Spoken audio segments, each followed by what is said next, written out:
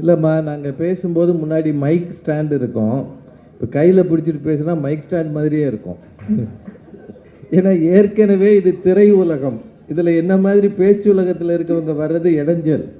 நீங்கள் இதில் புது கண்டிஷன் போட்டிங்கன்னா பயமாக இருக்கு. அனைவருக்கும் என் அன்பான வணக்கம். மிகப்பெரிய திரையுலக பிரபலங்கள் எல்லாரும் இருக்கிற இடத்துல இந்த படத்தை பற்றி கொஞ்சம் பேசுங்கன்னு டைரக்டர் கேட்டுக்கிட்டாங்க. உண்மையிலே எனக்கு ரொம்ப பிடித்த படம். பறந்து போ அப்படின்னு தலைப்பு வச்சதுக்கே அவரை பாராட்டணும். ஏன்னா இப்போ எல்லாரும் பறக்கிறதுக்கு பயப்படுற காலம். ஏறுற விமானம் இறங்குமான்ற பயத்திலே எல்லாரும் இருக்கிறாங்க. ஆனால் அவர் பறந்து போன்னு தைரியமாக சொல்லியிருக்கிறாரு. பறந்து போன்றது எதை சொல்லியிருக்கிறாருன்னா, வீட்டை விட்டு வெளியில் பறந்து போ, இந்த உலகம் மிக பிரம்மாண்டமாக இருக்கிறது, உங்கள் பிள்ளைகளின் இதயத்தில் இருக்கிற கனவுகளை நிறைவேற்ற பெற்றோர்களாக பறந்து போங்கள்னு அவர் தலைப்பு கொடுத்துருக்கிறார். அதற்கே அவரை ரொம்ப பாராட்டணும். ரொம்ப அருமையான தலைப்பு. படம் பார்த்தேன். அகில உலக சூப்பர் ஸ்டார் சிவா அவர்களை நல்லா ஓட விட்டுருக்கிறார். அவரையும் அவரது ஜோடி அவர மேடமையும் ரொம்ப நல்லா ஓட விட்டுருக்கிறார்.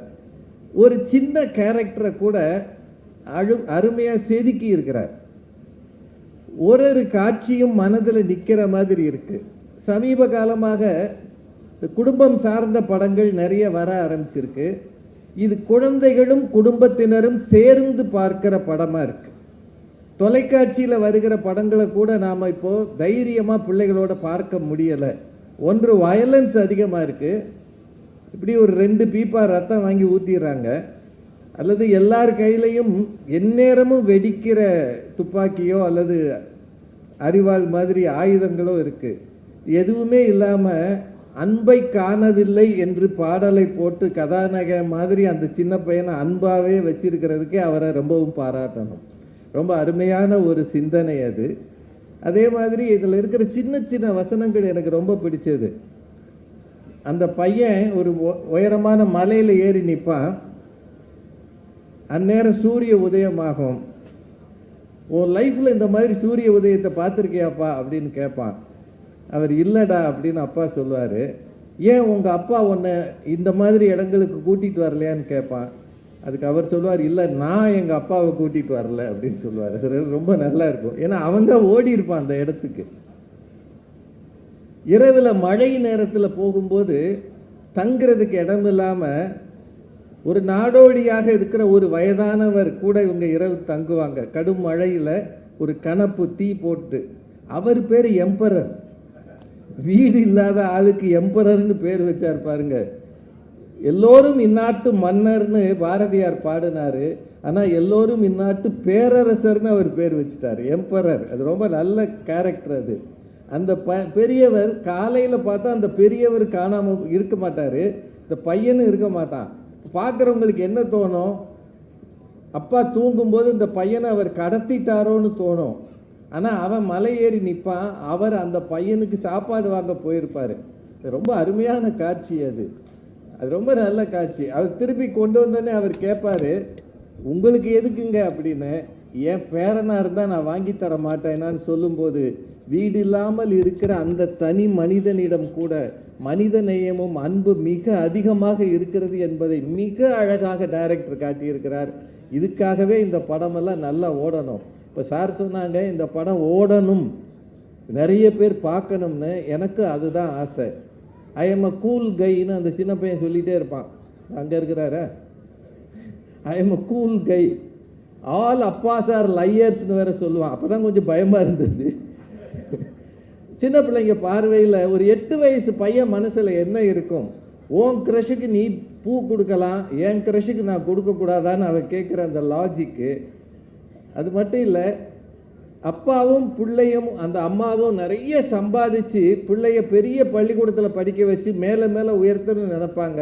ஆனால் அவன் அடி மனசு இந்த கிராமத்தில் இருக்கிற ஒரு சாதாரண ஒரு சின்ன ஹோட்டலில் இருக்கிற அந்த தம்பதி அவங்க பிள்ளையோடு தான் நிற்கும். அதை விட மிக காஸ்ட்லியான அந்த போர்டை ஒரு பம்பரத்துக்கு அவன் கொடுத்துட்டு வந்திருப்பான். நமக்கு தான் வேல்யூ அதிகம். ஆனால் சின்ன குழந்தைகளுக்கு பணத்தோட வேல்யூ இல்லை, அன்பும் நட்பும் தான் இருக்கிறதுன்றதை ரொம்ப அருமையாக காட்டியிருக்கிறார். ஒரு அருமையான படம் இது. எல்லாரும் கட்டாயம் பாருங்க. நீண்ட நேரம் பேசுறதுக்கான இடம் இல்லை அது. எனக்கு அந்த படத்தில் ரொம்ப பிடிச்சது என்னன்னா, ஒரு கேரக்டர் கூட வீணாக இல்லை. நீங்கள் எல்லாரும் பிள்ளைய வீட்டில் வச்சு பூட்டிட்டு போகிறீங்களே, அப்பாவும் அம்மாவும் ஓடி போயிடுறீங்க, வெளியில் பூட்டிட்டு போயிடுறீங்களே, உங்களை ஒரு நாள் உள்ளே விட்டு பூட்டினா எப்படி இருக்கும்னு ஒரு சின்ன காட்சி இருக்குது. அது உண்மையிலேயே எல்லா பெற்றோருக்கும் ஒரு படிப்பினையாக இருக்கிறது. சின்ன குழந்தைங்க மனசுலையும் சில தேடல்கள் இருக்கிறது, சில கவலைகள் இருக்கிறது, அவர்களுக்கென்று சில எதிர்பார்ப்புகள் இருக்கிறது. பணம் மட்டும் அது அல்ல அவர்கள் எதிர்பார்ப்பது. அதையும் தாண்டி நீங்கள் ஒதுக்குகிற நேரம். எப்போ உங்கள் பிள்ளைகளை கூட்டிகிட்டு பல இடங்களுக்கு போய் உலகத்தை அறிமுகம் செய்கிறீர்களோ, இப்போல்லாம் டெஸ்டினேஷன்னு சொன்னால் சிங்கப்பூர் போ, மலேசியா போன்றாங்க. இல்லை, நம்ம ஊர் காடுகளில், நம்ம ஊர் கிராமங்களில், நம்ம ஊர் குளங்களில், வெளிகளிலே இயற்கை இருக்கிறது.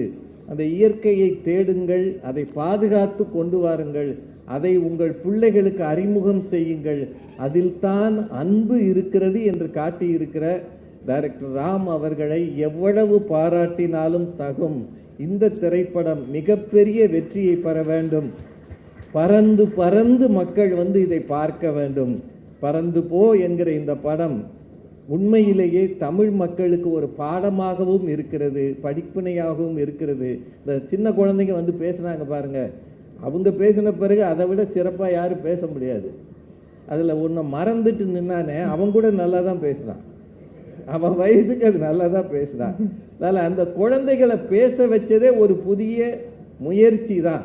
இந்த குழந்தைகளெல்லாம் மேடையில் வச்சு அவங்கள வச்சு ஒரு ஆடியோ லான்ச் பண்ணதே அருமையான முயற்சி தான். படத்தில் இருக்கிற அத்தனை கலைஞர்களுக்கும் என்னோட வாழ்த்துகள். மிகச்சிறப்பான படம். இது வெற்றி பெறும் என்ற நம்பிக்கையோடு நன்றி கூறி விடைபெறுகிறேன். நன்றி, வணக்கம். Thank you so much sir. Sir, if you don't mind ஒரு கேள்வி கேட்கலாமா உங்ககிட்ட? படத்தை பற்றியா? படத்தை பற்றி என்னம்மா?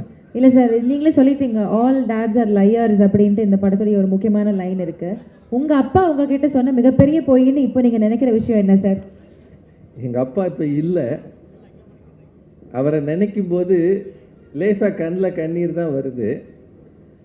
பெரும்பாலும் அப்பாவுடைய பெருமை அவர் இல்லாதப்போ தான் ஒவ்வொரு ஆண்மகனுக்கு தெரியும். எங்கள் அப்பா நிறைய ஆசைப்பட்டார், நான் இப்படி வரணும் அப்படி வரணும், கலெக்டர் ஆகணும்லாம் ஆசைப்பட்டார். நீ கலெக்டர் ஆயிடுவேடான்னு சொன்னார். ஆனால் அது மாதிரி ஆக முடியலை. ஆயிடுவேன்னு ஒரு நம்பிக்கை கொடுத்தார் இல்லையா? அவருக்கு தெரியும் நான் ஆக மாட்டேன்னு. ஆனால் ஆயிடுவேன்னு ஒரு நம்பிக்கை கொடுத்தாரு.